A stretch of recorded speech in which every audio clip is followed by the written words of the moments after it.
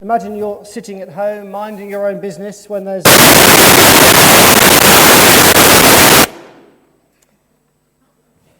Imagine you're sitting at home quietly, minding your own business, when there's a knock at the door. You go to the door, you open it, and this character is standing outside. Can we flip back to the PowerPoint, please?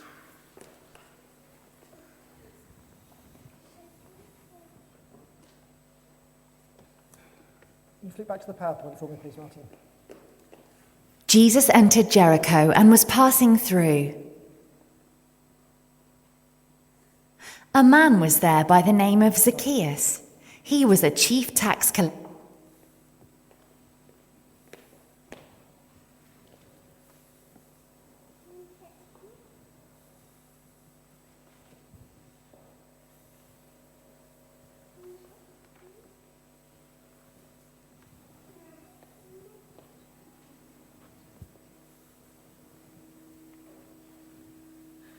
There he is. There he is. Brilliant. Thank you very much. Now, imagine for a moment there's a knock at the door and this man appears. He's standing outside. Who thinks they know who this is? Hands up. I'm deliberately not looking at the children. Yes, who is it? It's Bob the Builder. Of course it is. And if he came to your house, what would you expect him to do? Well, Bob the Builder would come around to do some building, wouldn't he? That's his job. And I'm sure in no time he'd build us a nice new conservatory, or perhaps we get an extra bedroom or two, or something like that. Imagine you're at home again and the doorbell rings. This time, it's this character. Hands up if you think you know who this is. Sophie, go on. Brilliant. Well, it's Postman Pat. Of course it is. And what does Postman Pat do? Well, the clue's in his name, because he's a postman. And if Postman Pat was at your front door, then it would be to give you a letter, wouldn't it? Or perhaps a parcel. Now, Bob the Builder and Postman Pat are made-up characters. I'm sorry if you didn't know that.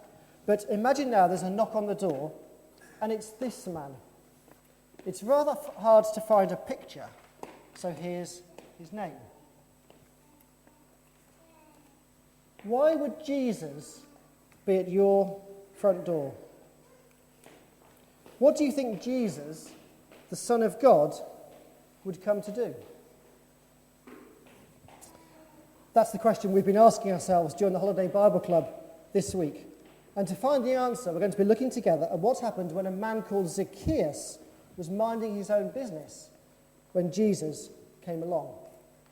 The story is written down for us in Luke's account of Jesus' life and his teaching, and you'll find it on page 1053 of the Blue Church Bibles. You'll find a Bible in the back of the chair in front of you or nearby. Can I invite you to turn to Luke chapter 19 and verses 1 to 10. It's on page 1053. Now, don't worry this morning if you're not very good at finding your way around the Bible, because I'll help you.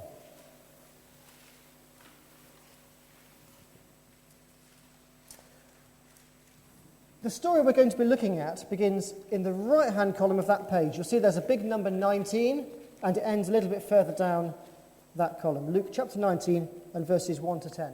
Now, what I'd like you to do is keep a finger in that page, if you will, and have a look up at the screen, because we're going to see the same story that we've got in our Bibles being told for us in a different way.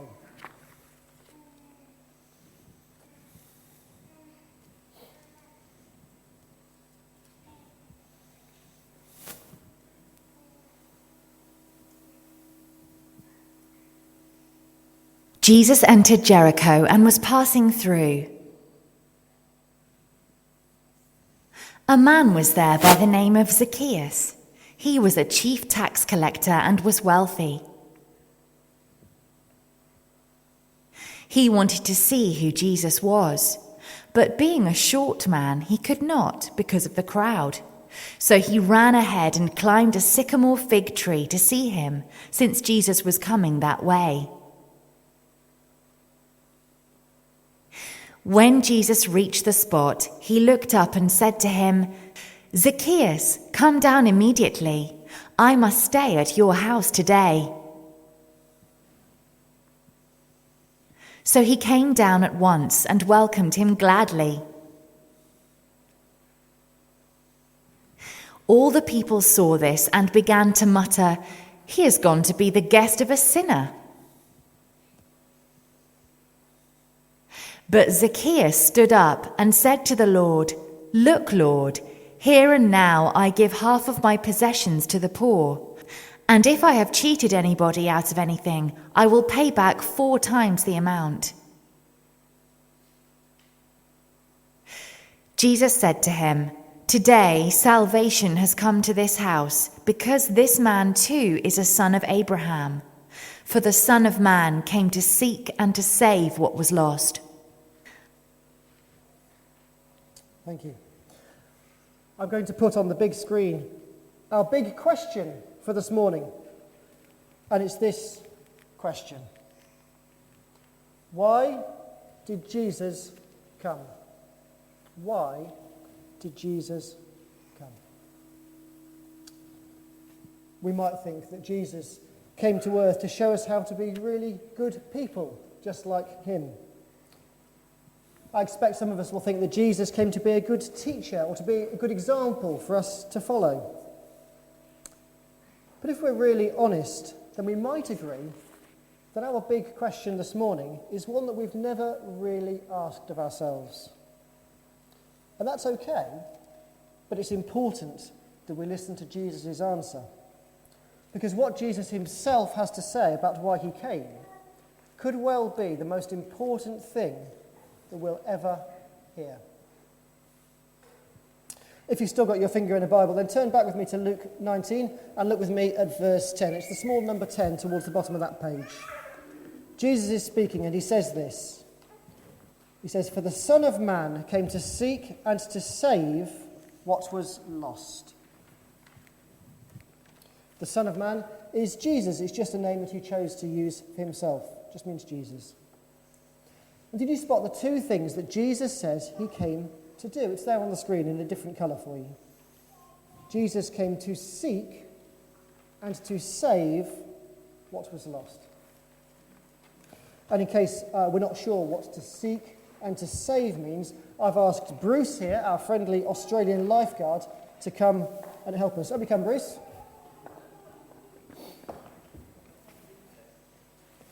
G'day, Bruce. G'day. Now, you're a lifeguard, and your job, apart from looking very cool, it has to be said, is to seek and to save people. Let's see what seeking looks like, first of all. Can you show us, please?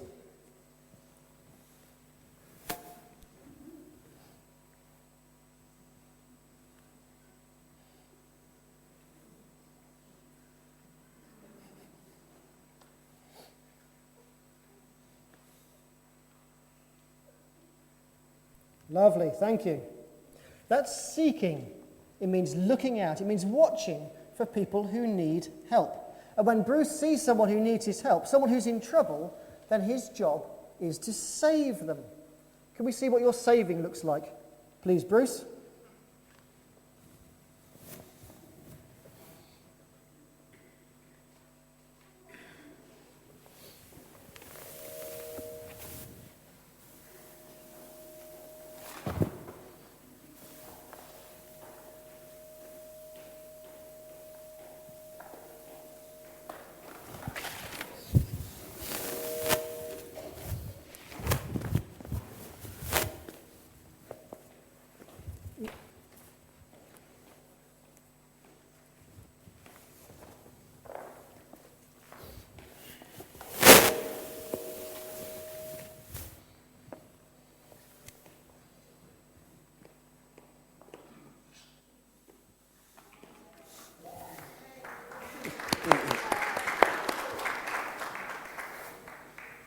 And that's saving.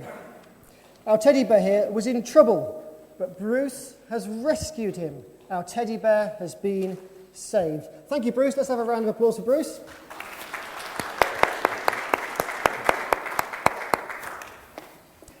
So that's seeking, looking out for people who need help.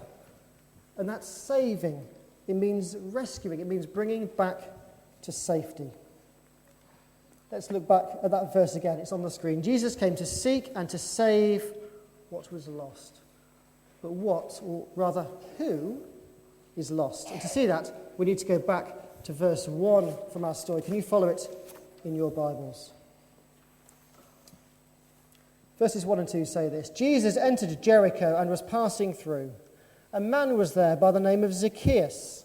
He was a tax collector and was wealthy.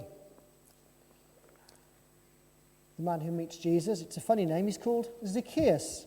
He's got a job and he's got loads of money. He's a tax collector, the chief tax collector, we're told. But tax collectors, and especially chief tax collectors, didn't have lots of friends. Their job was to collect money from all the people and give it to the Romans. And nobody liked the Romans. And lots of tax collectors were also thieves. They'd take more money than they really should so that they could keep a bit extra for themselves. So that's what we're told about Zacchaeus. He's an unpopular tax collector. He's most likely a thief. We're also told he's not very tall. But Zacchaeus has heard of this man called Jesus, and he wants to see him so much that he runs ahead of Jesus and climbs a tree to get a better view over all the crowds. Take a look down at verses 5 and 6 that say this. When Jesus reached the spot, he looked up and said to him, "Zacchaeus, come down immediately. I must stay at your house today." So he came down at once and welcomed him gladly. Jesus was seeking out people who needed his help when he saw Zacchaeus. And when he saw him, Jesus wanted to be friends with him and invited himself round to his house. And being friends with Jesus was the best thing that Zacchaeus could ever have. Verse 9, you'll see further down the page, says this. Jesus said to Zacchaeus, "Today salvation has come to this house." Jesus is welcomed into Zacchaeus' home, and he brings for Zacchaeus something that all of his money could never buy: salvation. Salvation means being saved. And as we already know, that's what Jesus came to earth to do, to seek and to save. Jesus saves, or Jesus brings salvation. And to be saved is to be friends with Jesus, best friends, in a friendship that lasts forever. People who are saved are rescued from not knowing Jesus. People who are saved are rescued from not being able to share in Jesus' promise of living with him and with God forever. This story of Zacchaeus being saved, becoming friends with Jesus, is the best news that we could ever hear. And it's the best news because Zacchaeus is the very last person we might expect Jesus to want to be friends with. Why should Jesus save Zacchaeus? He's done absolutely nothing to deserve having Jesus come even near him.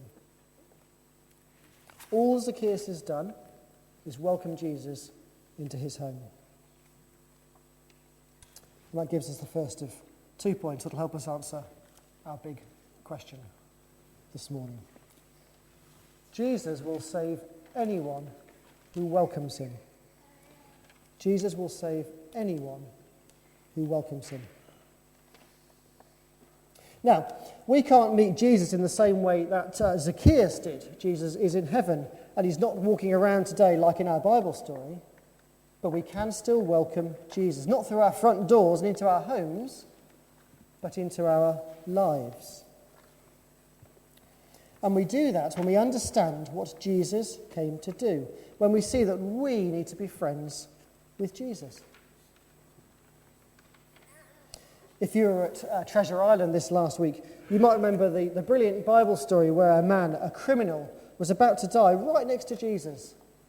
And the man, even though he'd done some very bad things, asked Jesus to save a place for him in heaven. And do you know what happened to that man as he asked Jesus to be friends with him? He was saved. Jesus promised that the man who welcomed Jesus would have a place with him in heaven and forever. last week. We learnt a song that helped us to remember that story, and some other stories all about how Jesus came to seek and save the lost. We'll have that song now. I think we'll know the tune very well, and the words will appear on the screen as the musicians lead us. Let's all stand up to sing. On, it was this: why did Jesus come? Why did Jesus come? And we used verse 10 to help us. Here it is on the screen again. For the Son of Man, Jesus, came to seek and to save what was lost. And we've seen that Jesus seeks out and Jesus wants to save people like Zacchaeus, people who do bad things, but who welcome Jesus when they meet him. And this was our first point. Jesus will save anyone who welcomes him. And our story today of Zacchaeus becoming friends with God is one of lots of stories like it all through the Bible. Again and again and again we find stories about people that we wouldn't expect Jesus to want to be friends with. But amazingly, Jesus seeks them out and they're saved. Look back at our story. It's on page 1053 if you've closed your Bibles, because there's a special word for people like Zacchaeus. It's in verse 7, which says this: all the people saw this, that's Jesus being welcomed into Zacchaeus' house, and began to mutter, he has gone to be the guest of a sinner. Sinner, that's the Bible word for people who don't want to be friends with Jesus. Just the kind of people who are lost. The people Jesus tells us here he came to seek and to save. Jesus chooses to go into the house of a sinner. He chooses to go and be friends with someone who wouldn't normally want to be friends with him. But when Zacchaeus met Jesus, remember what happened.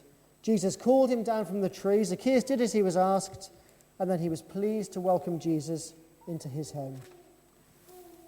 And that's all Zacchaeus did for Jesus to accept him. Nothing more and nothing less. Zacchaeus didn't have to go to church every week for a year until Jesus would talk to him. Zacchaeus didn't have to say certain prayers until Jesus could be his friend. Zacchaeus didn't have to do anything to become friends with Jesus except to welcome him. And that's our second point this morning, and it's this: Jesus will save everyone who welcomes him. Jesus will save everyone who welcomes him. Let me invite Bruce, the lifeguard, back up here again to help us. Round of applause for Bruce, please.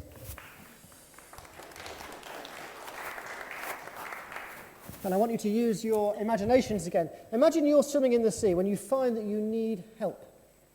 The shore is too far away to swim back to, and there's nobody near you who can help you apart from Bruce, our lifeguard. That's a pretty serious situation, given what Bruce looks like. But there's good news, because Bruce is doing his job. Bruce is doing what he's there to do. He's got his binoculars, and he's looking out. He seeks out someone who needs help. He runs and he gets his rope and his life belt, and he tries to save them as he throws it to them.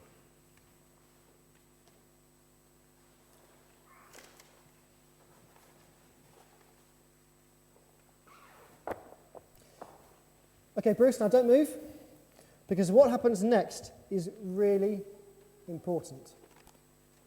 Because what happens next makes the difference between someone being rescued, being saved, and carrying on struggling on their own.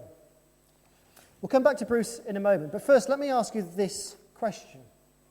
If that was you in the water, getting tired and cold and really needing help, and a lifebelt landed near you from a friendly lifeguard, what would you do? Put your hand up if you think that you'd grab hold of it and you'd expect the lifeguard to drag you all the way back to the beach. Put your hand up if that's what you would do. Most, not all, interestingly. Okay, hands down. Put your hand up if you would just leave the lifebelt alone, if you just let it drift away and you'd refuse to be rescued. No hands, of course. That's what I'd expect. Because it would just be daft of us, wouldn't it, to say no to being rescued, wouldn't it? We'd be silly not to let Bruce the lifeguard save us, wouldn't we? Instead, I'm sure we'd welcome the rescue. We'd want to be saved. We'd accept the rescue that's offered to us gladly and let the rescuer do his work. We'd hold on to that lifebelt and let ourselves be dragged back to the safety of the shore, like this.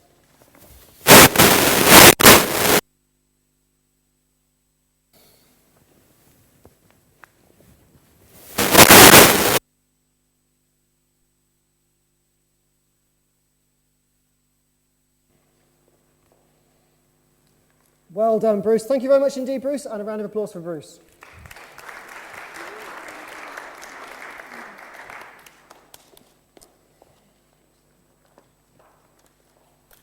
There's verse 10 back on the screen again. Why did Jesus come? For the Son of Man came to seek and to save what was lost. We're lost without Jesus. If we ignore Jesus, or if we pretend that he's not there, then it's like us pushing away that lifebelt when it's thrown to us. So the question for us this morning, as we've seen what Jesus came to do, is will we let Jesus be friends with us? Will we welcome him gladly, like Zacchaeus did? Will we let Jesus, the one who seeks and saves, do the job that he came to earth to do? We need more than anything else to be friends with Jesus, because friendship with Jesus lasts forever. We're being thrown the lifebelt. And to take hold of it and to let Jesus do his rescuing work is the only sensible thing to do.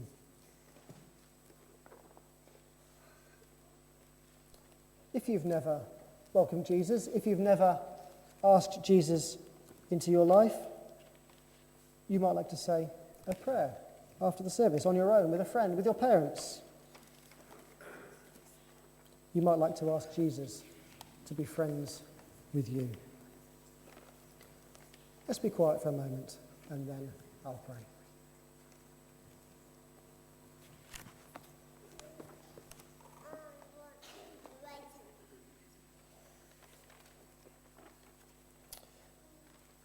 Dear God, thank you for sending Jesus to seek and to save the lost.